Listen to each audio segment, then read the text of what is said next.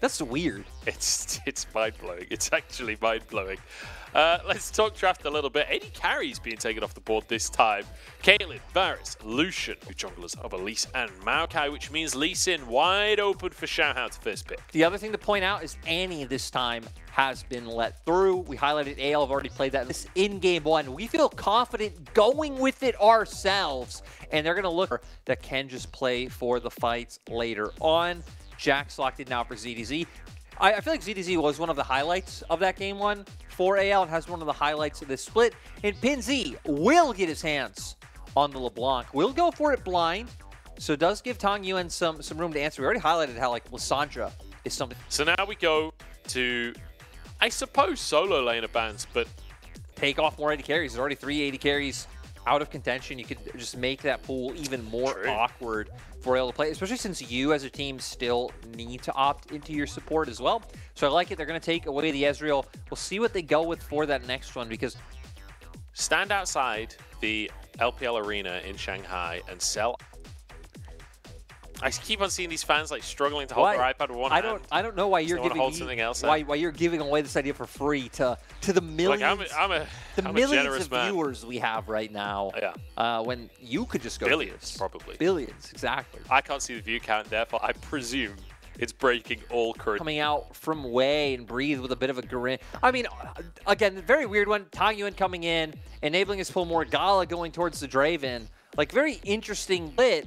But you're playing Zig, so he's just going to opt into being that wave clear duty, right? You're already kind of set up to have a lot of strong pressure inside with Jax and LeBlanc. So for AL, I like where they've headed with the first 3 picks that they've opted into. Great. And I'm laughing along with him. Like, him and Karsa, those are the two most like... I don't know. Maple's laugh, nowhere near as... No, true. Right, okay. I love this. I'm so excited to get into this game. Wait, is this on support? Can you imagine? I would assume it's Shen.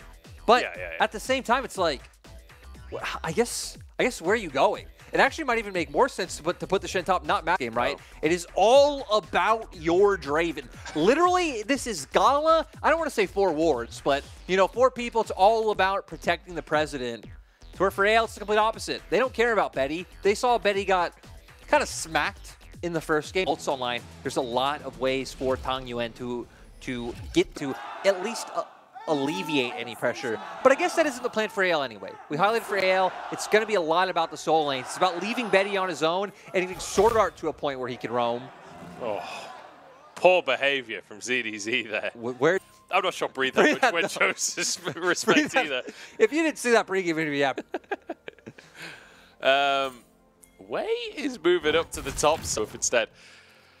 Okay, RNG, really interesting composition. 2021 spring. How is spring 2021 730 days ago? Where is my life going? Over 2 years, piloted by the PP God Master himself. But now Ming gonna bring it out. Wei jumping in with the Shen ultimate, Tong Yuan going in with the Claw to pop his ulti. I mean, you have long space for Gala. Is Tong Yuan taking a bit of an aggressive trade, but does have the corrupt and going for this more intensive build. So this is wrong, wasn't corrupting pot. Lissandra did just have normal potions. It is we see the reset come out from Tong Yuan, just get a TP back into that mid lane. As aggressive trades on both sides as well, because PinZ was tanking a lot of minions. He traded basically half of his HP to get that damage off onto Tong Yuan. As Gala and Ming kind of starting as they mean to go on here, just brute forcing waves underneath the tower.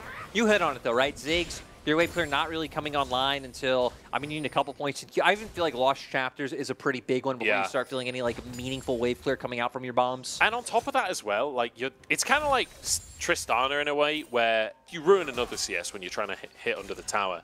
Like your passive is really the only difficult to get all of the CS, and I anticipate we will see a pretty significant CS. A lot of it's going to come down to junglers. Xiaohao already hovering around towards that mid lane, but it looks like maybe just making his way up towards top. He has topside pressure with ZDZ to utilize that Scuttle Crab, but Xiaohao smells something. Certainly to do so. Nice patience, waiting out the Sonic Wave, not allowing Xiaohao to be able to follow up. Though had Xiaohao follow it up, I don't know if that would have even been good for him, considering that both Gala and Ming... to try and make something happen, to try and find a lead for myself early, because I feel like they need to. Flash for flash. And now Betty's flash on cooldown. You just know. Yeah, Gala replaced Betty. Gala was not the replacement for Uzi. Betty came in first. So Betty very familiar with Ming and playing for that RNG roster.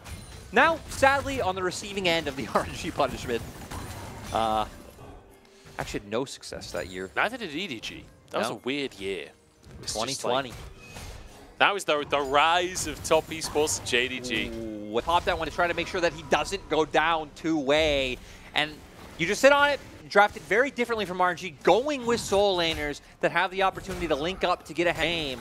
I thought they would be more patient and maybe Wei would be the one getting caught out, but didn't even matter. They knew they had the damage to be able to take down Breathe. Brazier goes in, Jack's ultimate popped,